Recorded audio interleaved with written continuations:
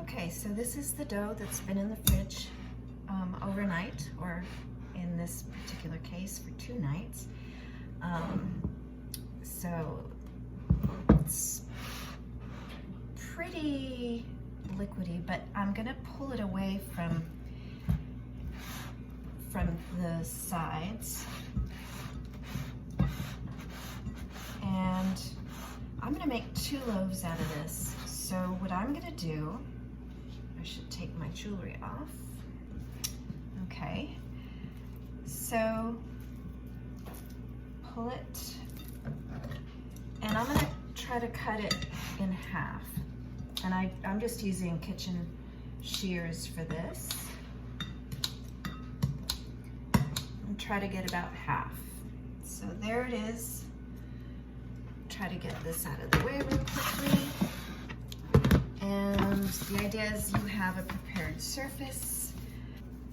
So you sprinkle a little flour, not a super lot, just a little, just so that this dough doesn't stick to everything. And put your dough on there. It's gonna be pretty sticky. Then you wanna have floured hands, okay? You wanna have floured hands. And then you kind of do the same thing that you did before, where you fold it. So you just kind of fold it into itself.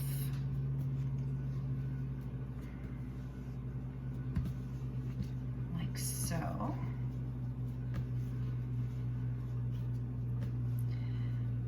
And when you've done that,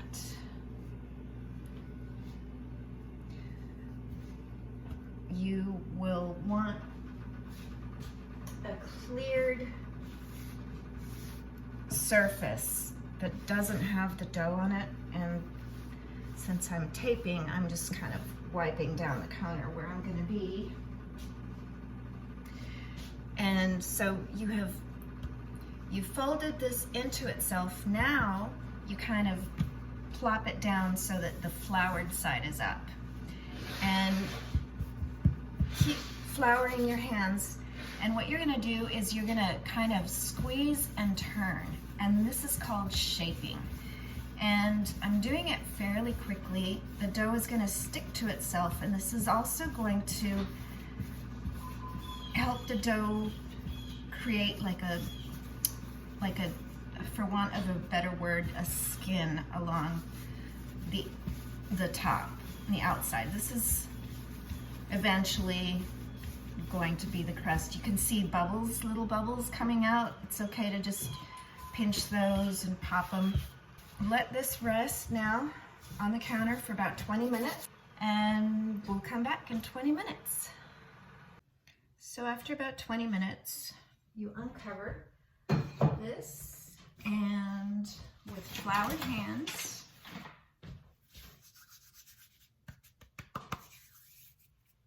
you just gingerly pick it up and put it on its floured side. You just kind of flip it over. And then we're gonna do the same thing that we did before. We're just gonna try to fold it into itself as much as we can. And put it back on an unfloured surface. And with our hands, do this shaping. Some people use bannetons. They're baskets that are used to shape the bread, but we're doing a really, really quick and dirty kind of freeform it. And you see a little bubble here. You can feel free to pop anything if you see any big bubbles. I mean, that's what sourdough is. It's gonna have bubbles in it. That is okay. That's gonna give the sourdough its crumb. So once it's shaped, you will lift it up and put it on a piece of parchment. And I'll show you what that looks like. So here's my prepared parchment, and I bring the bread over, and this time I set it down just like it was on the counter.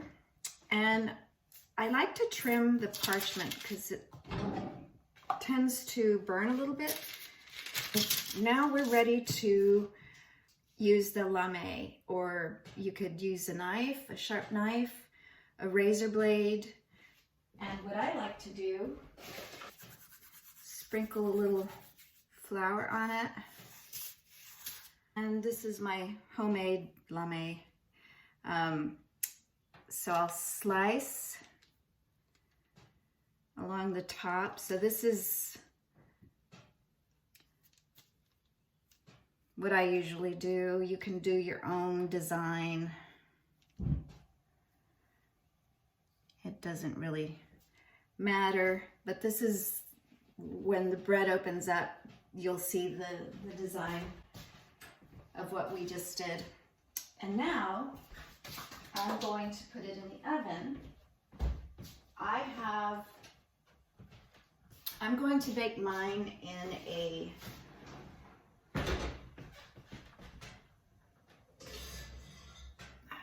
like a casserole. It's enameled cast iron with a lid. You can see that. So basically, I'm just going to set this parchment in here. If you don't have a dish like this with a lid, you could use a cast iron pan. You can use a pizza stone. Obviously, if it's a pizza stone, you don't want to pull it out. So what I like to do is I have a little spray bottle, but you don't have to. You can leave this step off. And I just kind of spray that, and that allows it to have a better crust. So I've put the lid back on, and I've preheated my oven to like 500 degrees. But I'm going to put this in. I'm going to turn the oven down to 475 and bake for 20 minutes. So it's been 20 minutes, and now I'm going to take the lid off. And boy, this could have been shaped a little bit better, but it's quite lovely. And I'm going to turn it. Lower the temperature to 425 and leave it in for another 5. Okay, after 5 minutes, we're gonna pull it out of the oven. And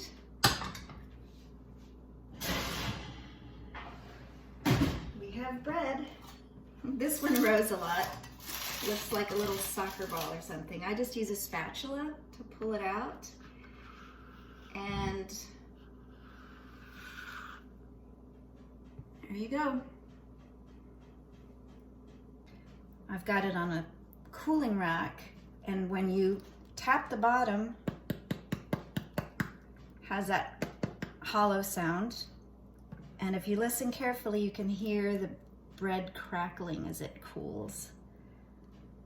So I'm gonna pull the parchment out because I'm gonna use it again for the next loaf.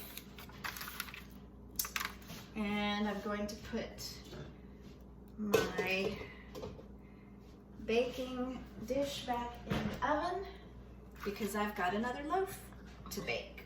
So I want this to preheat again. So I'm going to do the same as I did for the first one.